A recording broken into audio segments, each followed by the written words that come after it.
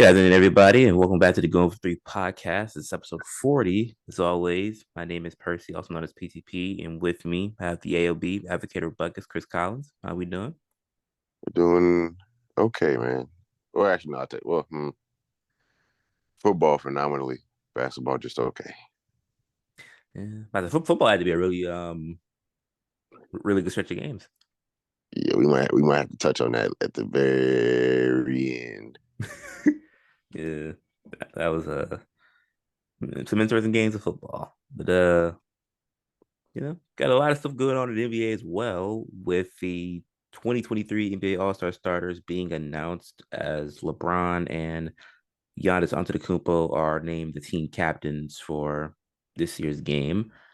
I believe Bron's probably going to have another record eventually of like coaching the most but of being the captain of the most All-Star teams since its conception. So I think he's done all of them for the most part. Yeah, I think you're right. I think he's done all five or It's four or like five or however many has been. yeah. I think outside of like I think there was a year when Curry was captain, but that's because like I think LeBron was in the East still, so it was like I remember that year because LeBron picked KD, and I remember the last possession. Steph Curry was looking for a shot, and he was getting guarded by KD, and he tried to run a pick and roll, and the switch was LeBron, and then they doubled him in the corner, and I was like, that's hell. that, that was a that was a demon game for sure. Yeah, Uh, Hopefully Giannis is I think last year, either last year or the year before, like Giannis literally had the opportunity to have like a way better team, but I don't know why he drafted the way he did. Hopefully this year he actually wants to win, or at least like takes the players when he needs to. Because I think like I know he gets Curry when he can, but he doesn't really get anybody else. Or at least see like he doesn't get anybody else. yeah. I mean, he's not legit. Yeah. I thought LeBron just be ahead of the pack, even with KD. Honestly, I feel like the only person I was actually like trying to like draft with him was Curry, and those games are kind of like those games was more interesting. But it's like when Giannis does that, I feel like Giannis just gets people that he rocks with, which is respectable in itself. But like he would draft Middleton and stuff like that. But mm, Yeah, that's fair. yeah, but I guess we could look at like the Eastern Conference starters. Well, starting with them first, and then just kind of Just gonna talk about where we were right, where we were wrong, and how we feel about why they went in the direction that they went. I mean, we know for the starters, it's a shared vote between fans, or actually, no, fans are how much percent? Well, fans are a majority vote for starters, so yeah, never mind. but yeah, the fans is 50%, NBA players is 25%, and media panel is another 25%. Yeah, yeah. Which I feel that ratio needs to get tweaked eventually. I mean, there's a couple things that need to be kind of tweaked on the situation. I think the fans need to be moved back to 25 and probably bring in the coaches for 20 or another 25 or Yeah. just another entity. Well, I mean, yeah, that's the only other entity. Because they used And to then have GMs do also, it, right? you said what? They used to have GMs voting, right? Like GMs and stuff like that. Oh, if that's the case, that works too. Just somebody else that knows the game and that's going to be able to put a quality opinion for who deserves it because the fans be on bullshit. Even the players, honestly, like they need to. I mean, I found out that like players can just write anybody apparently, and Yeah. It was like some Chet crazy Holmgren, news. yeah, Chet Yeah. Holmgren got like 2 votes. It's like crazy, bro. Like, first of all, like you're an adult. Like, why are we being childish like this? Yeah. And that's what I said about the Curry stuff. I'm like, I don't know how many episodes ago it was, but like when I said like the year that Curry wasn't gonna touch the court at all, and he was like third in guard voting. I'm like, are y'all even watching the sport? He's not even gonna play in this game, and you're giving him majority votes.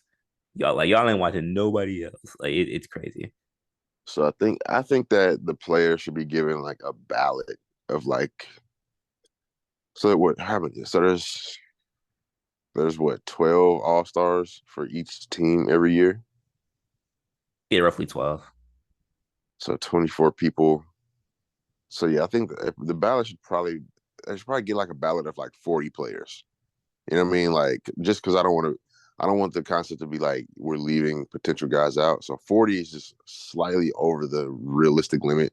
So like a couple of guys, so like guys like John Collins and like DeJounte Murray who are having good seasons. And some people might think they're all stars, but they're probably not. But like just to that extent, you know what I mean? Yeah. So like I feel like they would be in the range of 40 players. And that way, like, you know, players are have like forced to actually vote on some shit instead of writing people that aren't even going to play and haven't played on court. Yeah. So But it's then like, obviously, mhm. like, and obviously we just know like the fans, they're just fans are just ridiculous. Even like it's kind of sad that the media for this star selection is like the most honest, which is crazy. Yeah. Honestly, starting lineup wise, I feel like this was like a 50-50 for like, I mean, at least for the, I mean, the West was kind of easier, honestly. Mm-hmm. We're gonna get into that later. But I feel like the West was easier to predict just based off of like the standards that were set amongst the teams, or at least like the players that eventually ended up being named starters. It's like, well, the way they've been playing this year was very much obvious. I feel like the East is like they could have went a multitude of ways, but two names kind of, well, eventually, like once that team got better, you knew that the other two guys were going to be included. So, Yeah, but I think. Well, I mean, we're ready to go through it. The yeah. Oh, East. if one more thing, you can go ahead. No, I was. It was in relation to that. Oh, okay, but what is to kind of, yeah, really get into it. So like the Eastern Conference starters are Giannis Antetokounmpo, Kevin Durant, Jason Tatum, Donovan Mitchell, and Kyrie Irving. It's a good list. Yeah. I feel like for the most part, everybody's gonna. I feel like most people knew Giannis was gonna be included. He's been going crazy lately. He had 50 points, I think, yesterday. Had a 50-point outing. Yeah, it Uh, was crazy. there's like He hit Tatum. 10 threes and Yeah, um man, I've seen a lot of people kind of questioning. Well, obviously the main omission is the Joel Embiid one. At first I was kind of like, I wasn't too on that train, but the more time and the more just more examination into the seasons, Joel Embiid definitely should be starting. Like, and I know like in my mind you can't not have KD and you can't not have Tatum, but Embiid has to be there. Like, damn near leading the league in scoring, averaging more points. Obviously, the rebounds are there, and then the defense he's was picked up. also that. So yeah, I mean it's not a wrong decision to have KD in there over Embiid because he's also having a great season, or was up to the point where he got hurt. But Yeah, I after feel like, looking at it, I would probably go with Embiid. yeah, I feel like numbers wise, you can kind of swap them out in a way. Because I mean, obviously, as far as like from a scoring perspective, KD's having like one of his best years ever as far as efficiency is concerned, and like his field goal numbers. So you kind of do want to include a guy like that who's playing at that high of a level and was getting his team victories before he got injured. So, and then Kyrie just probably over this stretch of games made a better case for him to be like in that starting lineup as well. But I feel like, yeah, Kevin Durant and Embiid, I feel no matter who probably made it, it would be like a slight bit of like backlash because like say it's like Embiid gets it, then it's like it'll be probably the same thing. It's like people understanding Embiid's going crazy, but then they're gonna be like, okay, well, acknowledge Durant's scoring tear. And then now it's vice versa. Like you acknowledge the scoring tear, but then Embiid's putting up probably some of his best numbers as well. So Yeah, I think that when we get past the front court and we go to the back court, I know, like we were saying, like people kind of had issue with Kyrie as opposed to like a Jaylen Brown. And what I would say to that is, one, their counting numbers are pretty damn close. Kyrie's shooting better percentages wise. And I think he's averaging like slightly more points, but like that's like a pick 'em. Like they're Yeah. really close. Like damn near same points. I'm pretty sure Jalen probably has a little bit more rebounds. I'm sure Kyrie probably has a few, like a little bit more assists. But like, yeah, it was super close. It's not really like it's not a robbery that he's starting. Like he's deserving, just like Jalen Brown is. So Yeah. I think people forget with Brown is that like very much so Brown is still going to probably be an all-star this year. Like I was 100% gonna be yeah, All Star. yeah. Like the stock and starting, I mean, honestly, like the only difference really between like being the starter and then like being the reserve is like, I mean, obviously it's like with Booker in a way. Like Booker at some point, like well, his was different because he used to be the replacement. And people would wonder how can he still be like a substitute when he's like probably kind of like he could have slotted himself a little bit higher.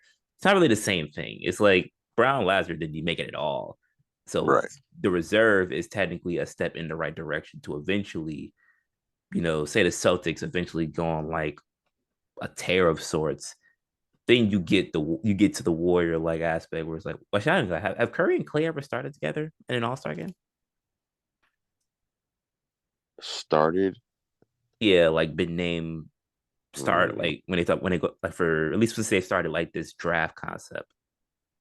I I'm would not sure if they have. I would probably doubt it just because the years that Clay would have been an All Star, James Harden would have been in the West, Mm, and there's no under no measure or any metric where Clay would start yeah, over James. I said Rockets Harden was a different beast. I mean, it's hard to give it to Clay, who's giving you 20, as opposed to James, who's giving you 35.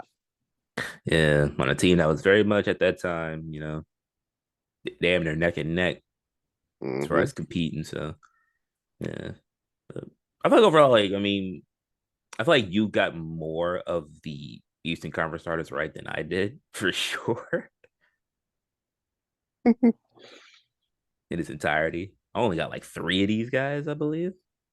Yeah, three of these guys. Man, I just felt that Kyrie had to be in there, man. Kyrie's a baller. Kyrie's hooping, man. He deserves it. Yeah, I mean, I don't know. Yeah, it was that's like one of the only ones where I could really be like, okay, like I definitely. I mean, yeah, I definitely forgot about that. I mean, there's just so many guards in the East overall, and I still feel like even looking back to these voting numbers, like I think DeMar DeRozan was like sixth, and it just like all right, I should put it like this. I'm not gonna disrespect him because I don't really know how the Bulls are kind of like I mean, average, but he's having a decent enough season. The Bulls are just suck right now. If they were yeah, winning or like in the same or in the same spot they were last year, he would have been probably All Star too. yeah, it's like like it's like one of these where like I'd get it if like like I said like if the Bulls were competing, which I mean obviously it's like it comes down to just like them not being as good as they were last year, but then also like they still don't really have a peak like a well their guy at PG I guess you could say. But I'm sitting there thinking like these numbers are kind of crazy for his voting, even though I mean it's in the millions, but I mean it's or at a million, but yeah, but well then I guess we could go right to the West, which probably was a little bit more of a foregone conclusion. I'm just keep it a stack. Of course, we got LeBron James, Nikola Jokic, Zion Williamson, Stephen Curry, and Luka Doncic. Another great lineup. Yeah. Only one Not of some mad. people have a problem with is Zion at this moment, which I mean, I guess I kind mean, of understandable. he just hasn't played enough games in my opinion. And like, let's be clear, even when he was playing, he was doing good, but it's not like he was on some crazy tear, in my opinion. Yeah. So it's like it's tough to not give it to a Sabonis, in my opinion.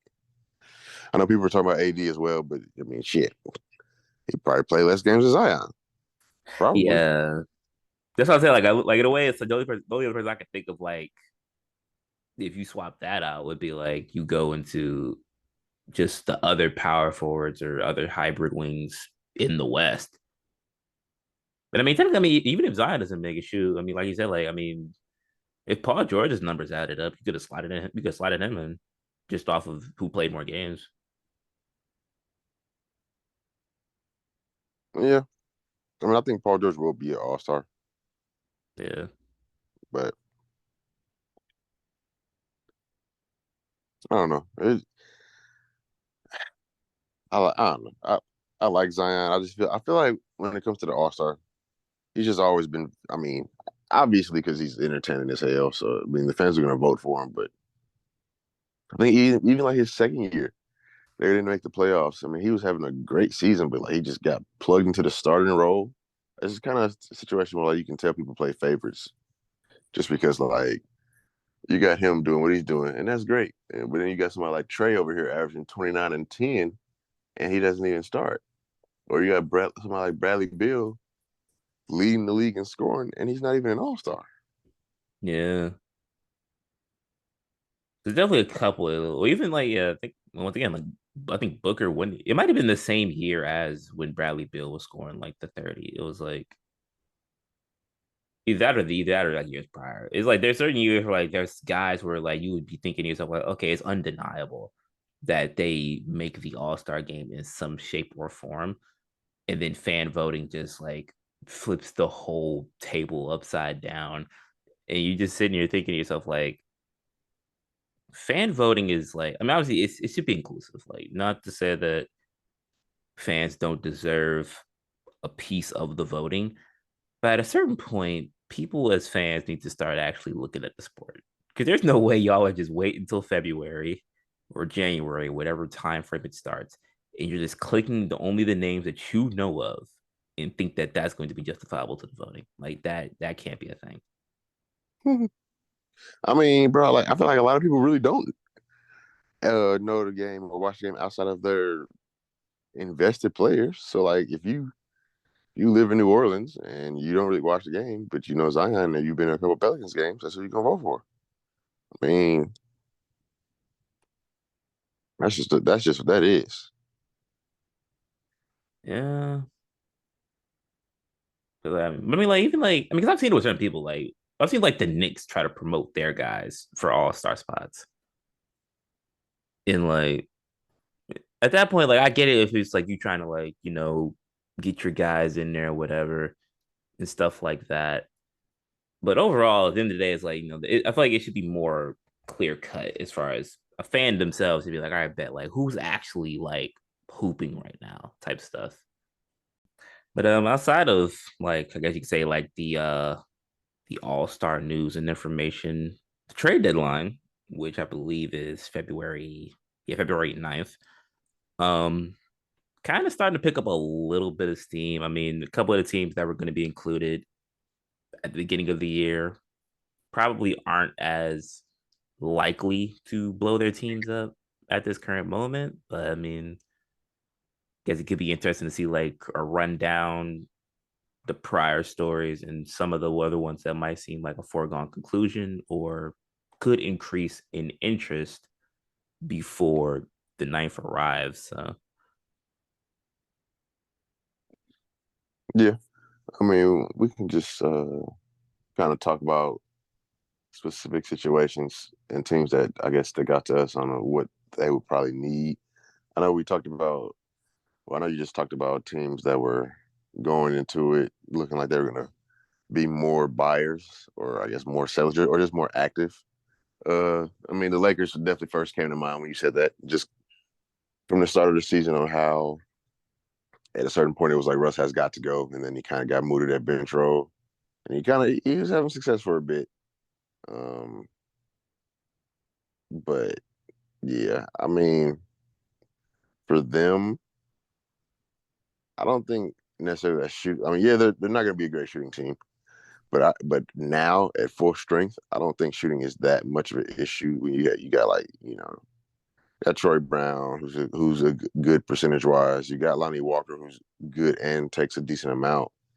Dennis is capable enough. Thomas is capable enough from the three. Like they're all relatively capable to shoot. And Austin shoots a pretty high percentage from three as well, but he's been hurt. But I think for the Lakers, they should be eyeing somebody who can be a consistent scorer out of that that third role. You know what I mean? And it's just like Russ is Yeah. supposed to be that, but he simply just doesn't make enough shots. That's just what that is. He just doesn't make enough shots. So like, yeah, he gets a lot of assists and he does provide opportunities for others, but like he just doesn't make enough shots. I mean, they be putting like centers on him because he can't shoot. They know he's gonna drive, and Yeah. when he does shoot, it's a bailout. Thanks, Russ. Appreciate it. Trying to them So last second, Jones. yeah, man. So I think that like a Bogdan would be or a Boban up in Detroit would be like ideal. Like, that would be the deal that I would be trying to make if I were them. And I know, I think you guys said you wanted draft capital. I think. Yeah, I think I'm not sure if it was for Burks. Actually, it might have been for, but it was like one of the players that we had. We want first round picks out of it. So I Oh, then mean, that's like, that's yeah, Boban. That's not Alec. Alec is a good player, but he ain't having that type of season to where that even make. I don't think that makes sense. So it had to be yeah, both. yeah. Because at this point, I feel like they just this point they're looking for draft capital, and which is understandable. But yeah, I feel I mean, to be honest, I feel like either of the Bogdanoviches, whether it be like from the Pistons or maybe even the Hawks, because like I feel like if he gets traded, then he still has his moments where he can like be fairly consistent as a shooter. So I feel like any either of those could be good pickups for them, and it just gives them like another added like range of like movement as far as the flexibility of the shooting lineup they can probably throw out there. So Yeah, but I mean, my thing with Bohan in Atlanta, it's just I think he has a lot of moments of inconsistency, not from a percentage wise, but more of like an aggression wise. And we could talk about like his role on Atlanta. It's kind of changed a little bit in the past couple of years. I mean, when he's brought there, he was kind of people thought he was going to be like, you know, he's going to be the second guy. Then he can start coming off the bench, but he still had like a large role. Then they got DeJounte. So like, his role's kind of been ever changing. But I just I like Detroit, Bogdanovich, just for a little bit more consistency. Because like, yeah, yeah, he might not, you know. I know we talked about it when he was on the Jazz, and I didn't think that he could consistently be 20 points a game, but he really doesn't need to be. If he can just consistently, like just consistent, give us 14 to 16, something like that. That's really what we need. Like we just need consistency, and then we can kind of adjust from there. But like when you got Thomas Bryant giving you 24 and like 16 and 20 and 10 on a week, and then after that week he has like three bad games. So you have Dennis who'll be averaging 20 in a week, and then all of a sudden now he's down to 8. Like it's just it's too inconsistent. You know, like yeah, I feel like you can't count. Like I feel like we can't count on other people besides LeBron and AD. And it's ever frustrating because these guys have the talent. We see it. That's why we thought, you know, thought it yeah. would be changing a game changer, especially when they came back in from injury, specifically um, Dennis and Thomas at the beginning of the year. But Which for yeah, the like most I part, I mean, said, it kind of has at least like at least like from the glimpses that they've seen that they've had of like that team at full strength. It makes you think, all right, bet. And then I mean, even them getting Rui, I mean, I feel like Rui eventually in the long term they might be trying to feel that out as far as like after trading for him, do you still need to get a shooter? I mean, because like not to say that Rui's like a sharp shooter by any means, but it's like depending on how his consistency is throughout like the course of the next few games that he plays, that could determine whether or not they feel like they have to go out and get another shooter if he's like knocking them down at a good clip with all the other guys around him. So I mean, yeah, I really liked the Rui trade. I don't like I said, I don't necessarily think that at this point we need to really focus on a shooter more over a scorer that can just kind of give us buckets. But excuse me.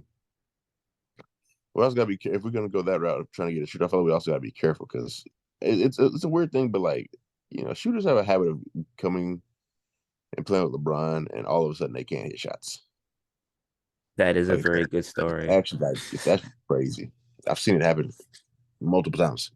Like Jay Crowder's a knockdown every other team. He got to the Cavs with LeBron, and he couldn't hit the side of a barn. I think he had Kyle Korver too, and I don't think Korver Kyle was played that cool. well for him either. Kyle was he was on the Cavs, but he was like super old. But he definitely had some games just because like as long as you can just run him off screens, which is what he's doing, he's running around the court coming off screens and shit like that. He was doing decent. All right, I guess moving on from the Lakers, we can touch on another Western Conference team that's definitely going to be looking to move or looking to make moves. The Dallas Mavericks. Recently, I want to say within the last 2 days, they came out. It was a report that basically said they're willing to trade anybody not named Luca, which I mean we knew already, but Pretty solid uh, suggestion. yeah, they're willing to trade anybody for a star. So, uh, I imagine that like Zach Levine would be in play.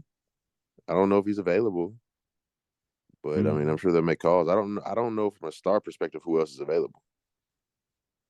Yeah, I mean, the other thing I think that they could probably get is they could probably the only thing I feel like they can get at this point is like solid role players. But I think at that point you wouldn't have to trade Finney if you're going for role players at that point. Right. Because Finney himself, I feel like, is kind of more or less one of the more important pieces of that Mavericks team. I mean, obviously Luka being the most important, but I mean, you got to go down a list of like Christian Wood this season has been very important to them. Finney Smith, from a defense and shooting perspective, has been very important to them. Dinwiddie might be starting to be seen as like very somewhat important to them. Is like I don't think you really need to trade your best players to get like Grayson Allen or something like that. Like if they wanted like another role playing shooter or something. No, I think they're looking for a star player, somebody that can take some pressure off of Luca. And maybe a Fred VanVleet will be into play. I mean, Hmm. I mean, I think he's definitely available. I don't think he's gonna resign. I think he's gonna opt out.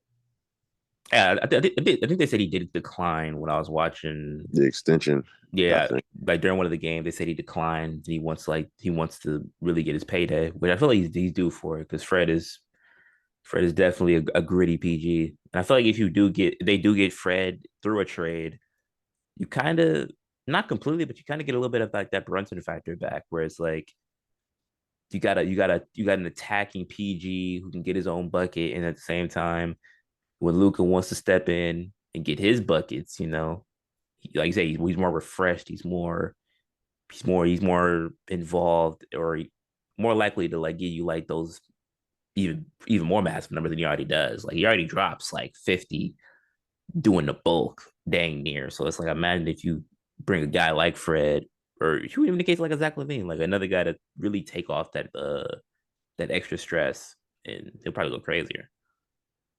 Yeah, I could definitely see a bit of the Brunson effect. I mean, like you said, they're both kind of gritty guards. They're both smaller. And I can see some similarities. I mean, I think Jalen definitely like uses his body more. I think he's a little bigger, but that's fine. Yeah, But yeah, I definitely mean, post up more with his than Fred does. yeah, but I mean, yeah, for sure.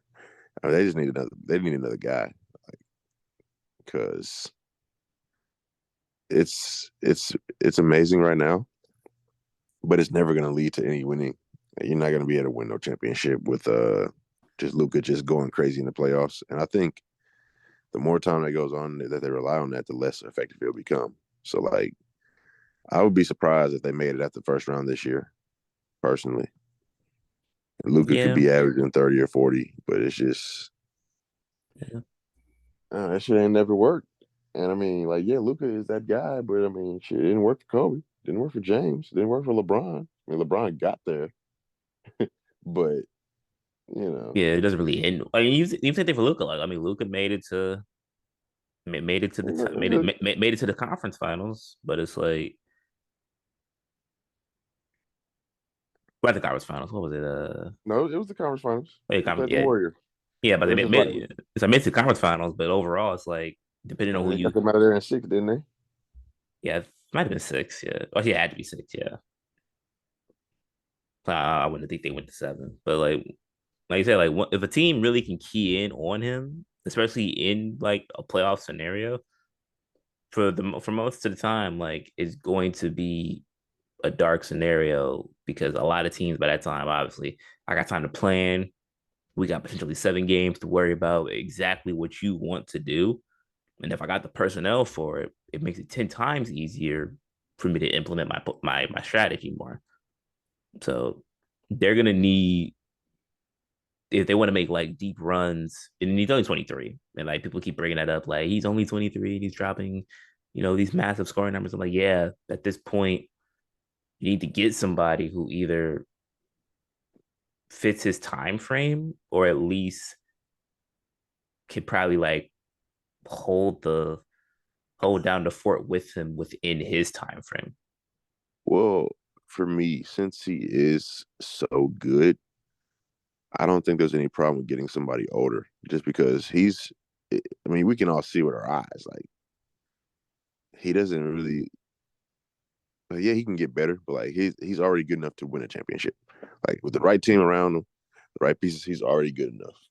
Yeah, So it's like, as far as a time frame, the only thing that they should be worrying about is that is like worrying about getting a player that's too young. But if he's too young, then he's not a star player that you got to yeah, work. That you got to think that you have to develop. So anybody, even older, even somebody older, like I think he's good enough just because he's shown that he's just going to be this good. He's going to be basically the number one option for his entire career is what it looks like. So I yeah, mean, I don't think they should be letting age kind of dictate who or what star player they go to just because Luka's already here. You know what I mean?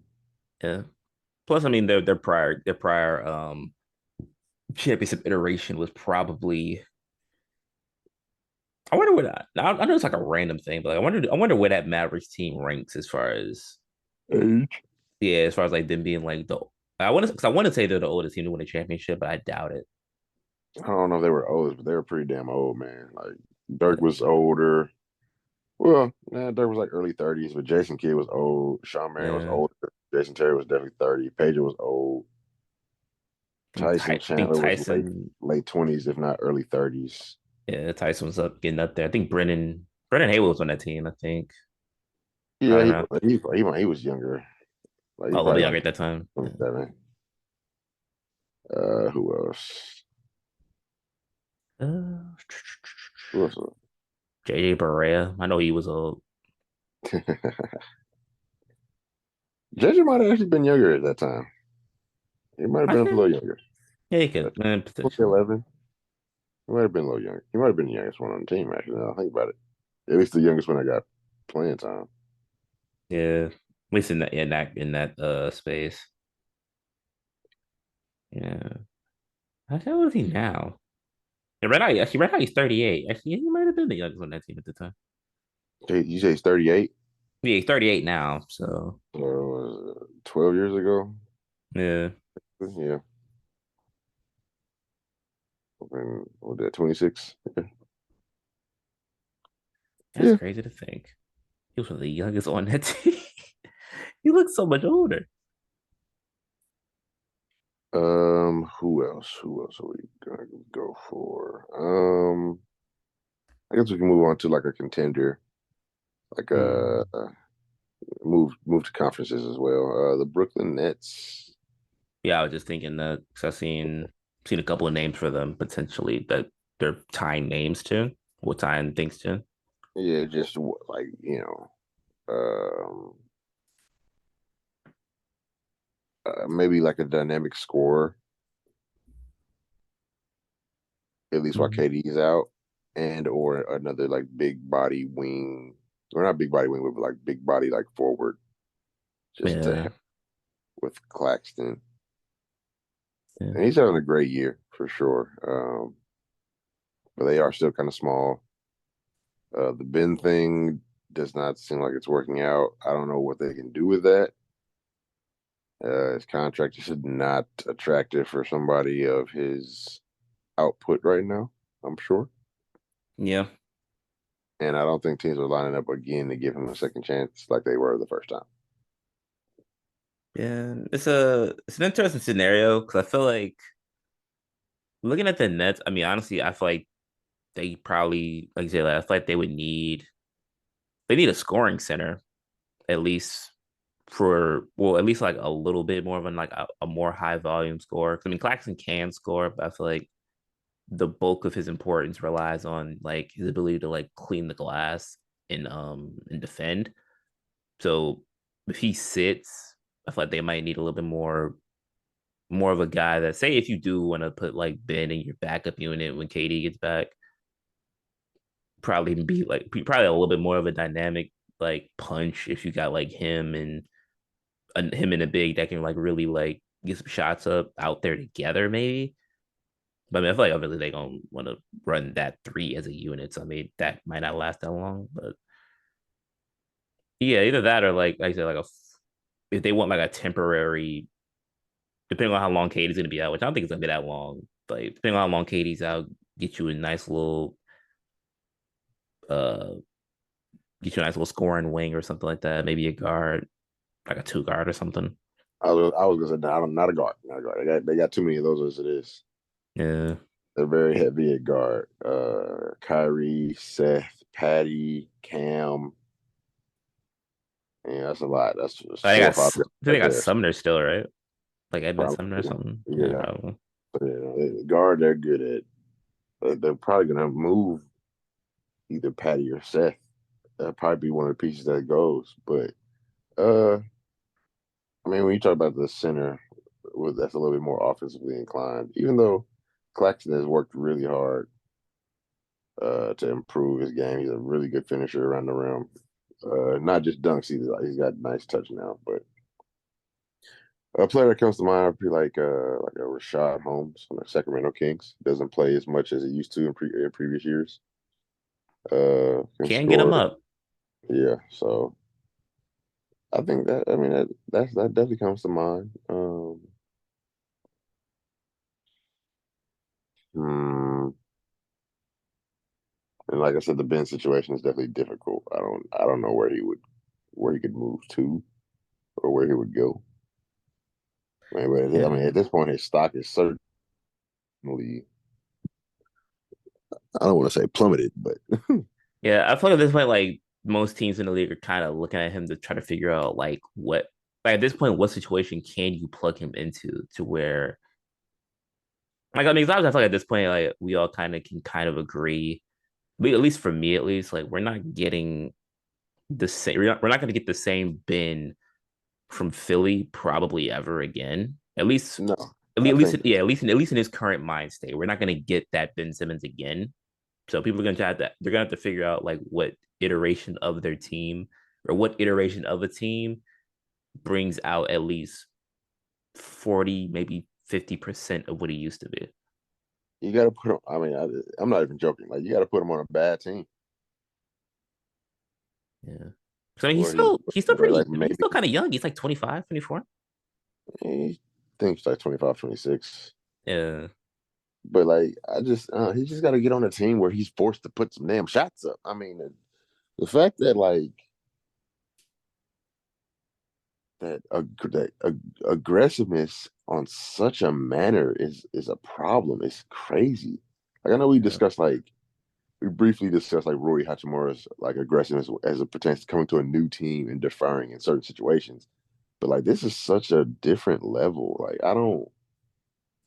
And I'm and it's crazy because like at random times, like we've seen it. Like he can have a triple double. He can give you like I a mean, little. back in Philly, Like he gave him 15. It's like he just has random nights where he just wants to turn it off, well, wide open.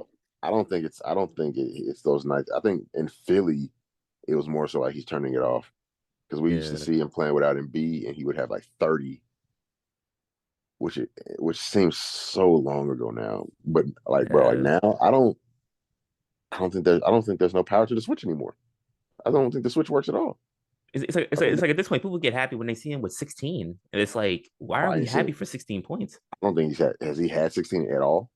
Is that his? Has he had that at all this year? Uh, I don't think that I it forgot what's the is. most points he's had this season actually. I feel like it's like 11. Yeah, I mean, because he's had I mean, yeah, I mean, he's had a few games where he's had over 11. He's had like 12. But it's like at some point, like he's had games this season where he's like shown that he literally can still literally go get a bucket when he feels like it. I just don't think he feels like it, which is I crazy to mean, say at this point. the the notion of feels like is implying that he has still the ability and he's making the decision to not. And I don't believe that. I think that he's currently incapable Yeah, of just yeah, applying like his will yeah, to the game. I it's like don't like. unless it's an injury. I mean, let's like an It's injury not. You thing. know, it's not. He's fine. He's not injured physically. He's not injured. He's not. He's just. I don't know. It's kind of weird, Yeah, especially like with KD going out. You would imagine like, bro, like you're really supposed to be the second best player on the team. Like, yes, Kyrie is amazing, but you're the 6'10" guy that moves like a guard. That's crazy athletic. Who was also supposed to be like the best perimeter defender in the league. Like that's what you were on Philly, basically. So I don't really understand. Definitely a weird situation. I mean, shit. At this point, they should have kept Markel. man. I mean, he looks way. I mean, talk about a actually, I mean, let me not even do that because Markel looked good 2 years ago. He looked like an all star, but then he tore his Achilles on it or his ACL, I want to say. But like I mean, he's been good for a solid minute. He's been relatively back to um, production for a few years now. Yeah, Yeah. his role is definitely different now because they have uh, Paulo and Franz and Mo, so he's not gonna be able to get those shots up. But like you can just watch him on the court, like his midi, he got that midi. He's always been ever since he's gotten back on the court. He's He always was been a been good good. slasher, yeah. Yeah, been good at putting pressure on the rim. Um, Obviously he's bigger, so he's been solid at using his body against smaller guards. He was abusing Tyrese Maxey the other day in that matchup, in my opinion, because he's just bigger. He's 6'5", Yeah. So, but I mean, yeah, Hmm. one guy's playing. I mean, Yeah. it, yeah, Because like I've seen it now where it's like, I mean, like at one point he had like he had a 22-point game against the Grizzlies that they won. He had a 20-point outing against the Pacers. They did lose, but I mean he had a 20-point outing in that game. It's like it's in there. I just don't know how they get it out like consistently again. I don't know how they do that at this point. What are you talking It's about, just Ben? yeah, like Oh, he had a just 20-point game. yeah, 20 on the Pacers. It was in November. This November was year. probably his best month. Yeah. That's wild. So it's like at some point it's in there somewhere. So it's like the time that he does it, it's like people were cheering for it. They were like, "Oh, 22 points again. He did good." And it's like, why are we so like this guy is a to me like I feel like he's one of those guys where literally he should be up there with the top guys that are playing right now. Like as far as just at his position or with his like versatility as far as like positions that he's able to play. No, you're not wrong. I Yeah, mean, like the Brooklyn there's Nets a should be way reason. more Like, dominant. there's a reason the expectation when he came into the league was LeBron. That was his ex. Not. I mean, not to be like the second greatest player to Yeah, ever play the game or anything like that, but just yeah. like The to play be on style. that caliber of all star or superstar player because I mean, he's taller than LeBron, 6'10". He moves like a guard, got a good handle.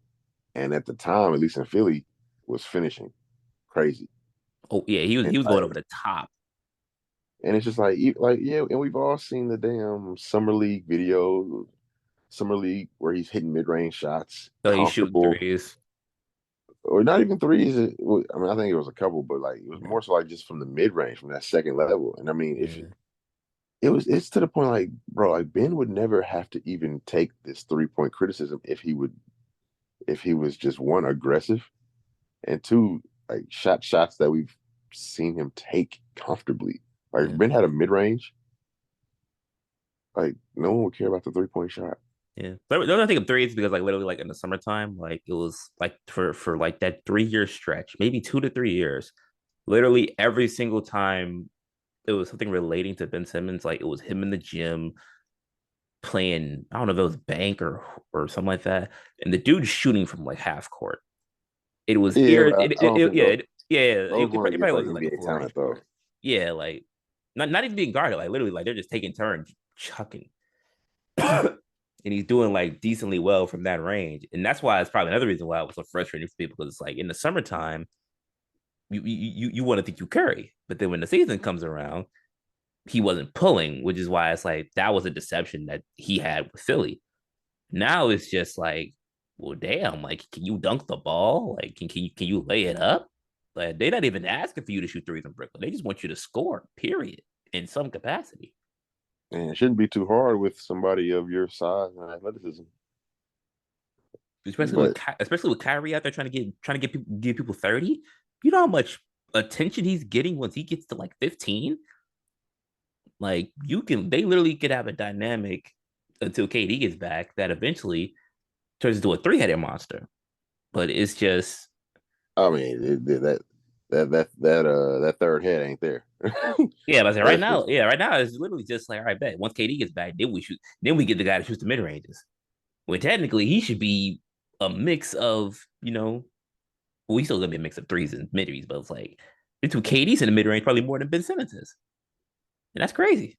I mean, even if Ben, like I was saying, like even if he didn't take any perimeter shots, it's the simple fact that this team, like, they have the personnel to make you succeed.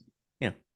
Like Half the team does what he doesn't in the if he stretch. was if he was being aggressive on the offensive side of the ball, Jack Vaughn would run more lineups with 5 out. He would Oh, because for sure. that would be able to maximize Ben's skill. And it's just like I'm not saying he's Giannis or anything like that, but like it could be very similar. Like Ben, at least early Philly coming downhill was pretty unstoppable. Hmm. But like And he still has passing vision, so it's like now it's like once yeah, you you put four collapse, shooters around him, yeah. and it would be like that would be another wrinkle. And I remember us talking about this when he got traded and when he was going to come back this year. I was very excited. I was like, at the possibilities of being able to, have Ben Simmons with four shooters playing pick and roll with Ben Simmons and KD type shit. Like Yeah. there was a lot of potential, but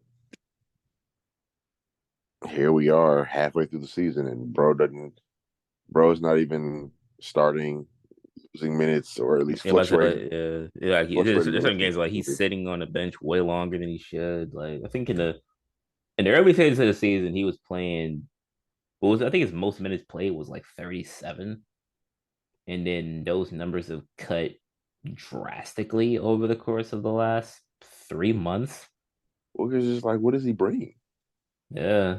And then he kept. Oh, actually, then again, it was also because he keeps fouling out, which is also a weird arc in his timeline. He keeps literally fouling out of every single game.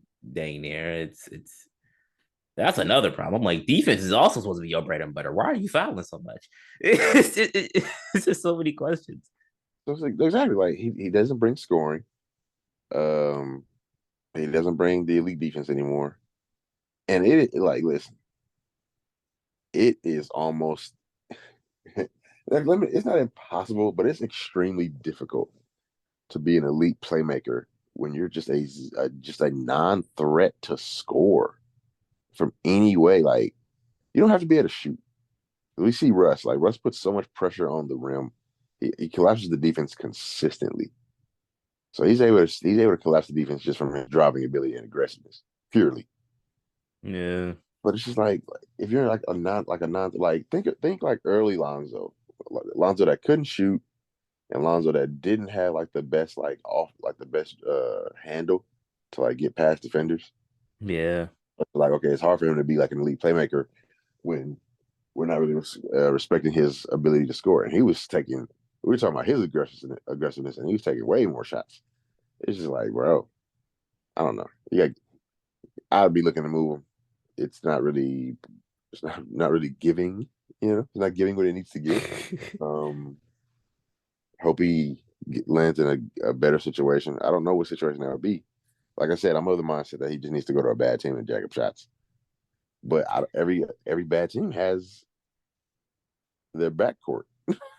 So the only thing I can think of is like, I mean, maybe it's like maybe you send him to Charlotte, maybe you send him to Houston, like teams. But like, I Like wouldn't. maybe teams that have no that literally just kind of don't. Well, the Rockets are the only team I can think of that like they literally have no leadership. But I mean, I feel like that's like also the same thing. Ben ain't the leader.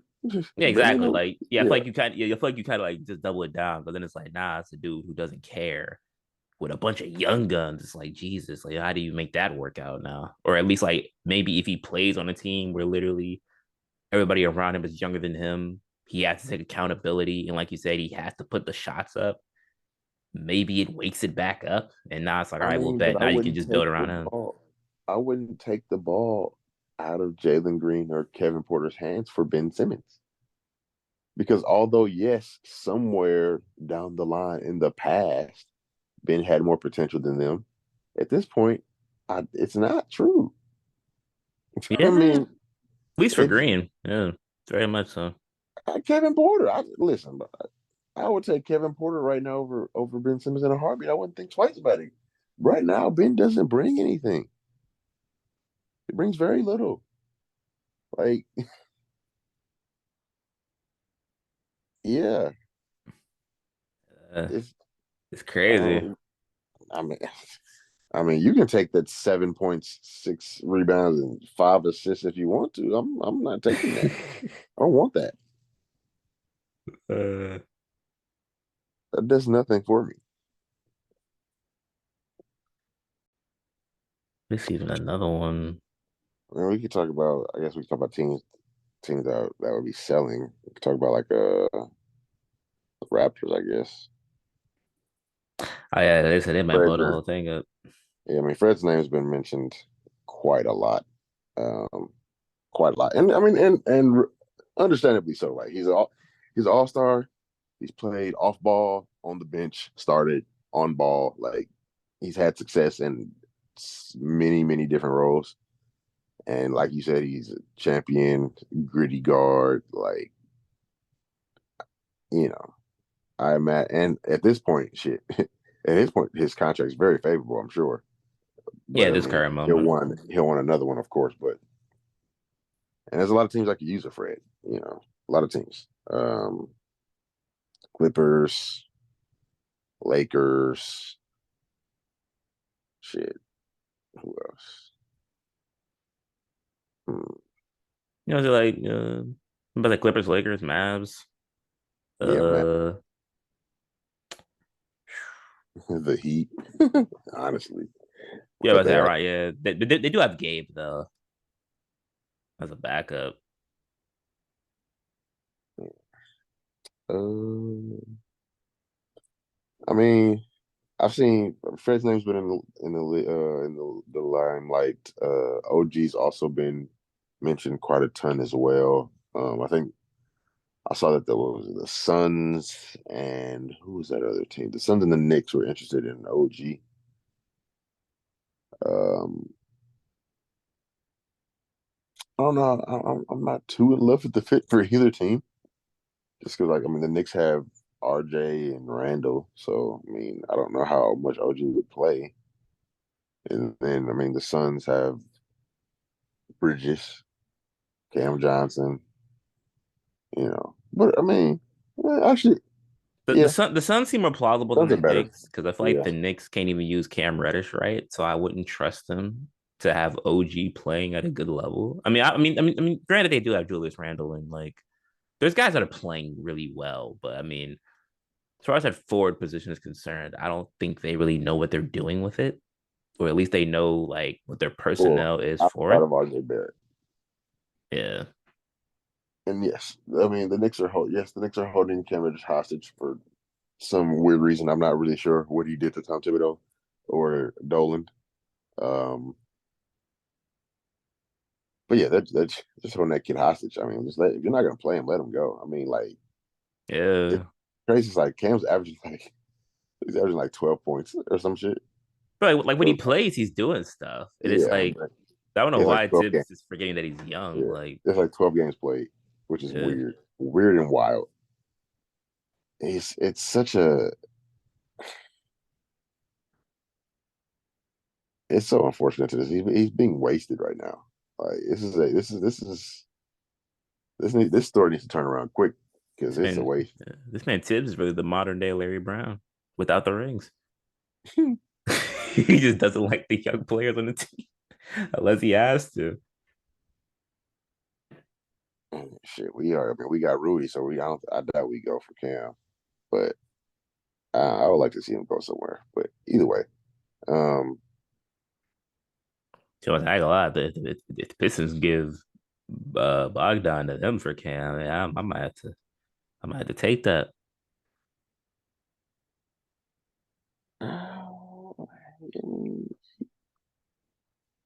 that's a weird trade. Bad trade for them. Oh yeah, we definitely lose. Or no, bad trade for y'all. Yeah, we definitely lose a polished, a very much more polished score at this current moment. Well, I'm just saying, like Cam, that value just doesn't line up. You'd be getting you need way Ways, more. yeah, yeah. I'm about to say, 'cause, yeah, about yeah. What about the Cam and some other stuff? Cam and some Cam, a, picks. Cam in a first. Cam and the picks. Cam doesn't have no value right now. Yeah. It was. I mean, we already took Kevin Knox. So, I mean, I guess we have an idea of like just taking people that the Knicks didn't want anymore. It just try to make him. I mean, Kevin Knox isn't bad at he. I mean, he's still kind of average, but I mean, he's not as bad as I thought he was when he played for the Knicks. Like, I feel like he does more here than he did over there. They made him seem like he was just ass his second year in the Knicks. Bro, they treated that man like a redheaded stepchild. They did not want to see him anywhere near the court at But all. you know how Knicks fans are. You know, want to boo Julius Randle, and now look at him. They hate Julius Randle, but Julius Randle balls out every single time. He No, balls out every day. I don't understand. Julius Randle's. Hmm, I was Yeah. going to say a hot take. I think about it first. If he was up there for power forwards, I was going to say top five, but let me think. That's probably close to the top 10. yeah, Bron, KD, Tatum, Giannis, Giannis, Zion. Yeah, that's five. yeah, I give him Uh, top six, top seven. Pascal. He's probably in that Pascal, or no, I got Pascal's gonna be better.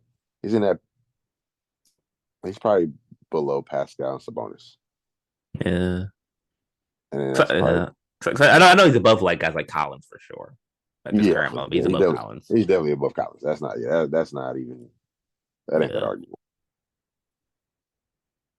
But I mean, also Collins doesn't have the same opportunity. But I mean, I can't just give him the benefit of the doubt. I got to see it. So, yeah. but yeah, I think the Raptors might be packing it in. Might be time. Yeah. I mean, if I'm them, I mean, everybody's off limits except for like Scotty. And if they really if they value Siakam, I mean, Siakam, I feel like he's getting better every year, where he's growing more and more. Yeah, but Outside of, that timeline is different. yeah, the timelines are a little because Siakam's like 27. I thought it was 28 or 29. I thought he was pretty close to 30. Being 30, I could be wrong. So let's have to think. Let me see. Yeah, 28 years old. Yeah. Uh, yeah, it's There's like 5 teams. yeah, there's a lot of things I could definitely want a guy like Pascal, a guy like Fred. And then it's actually interesting because I feel like the way the Raptors are, I mean, it's like a part of me wants to say, or at least like with Siakam and Fred, since they already have like what did they all have championship experience, right? I think he was on that team, right? When they went with Kawhi.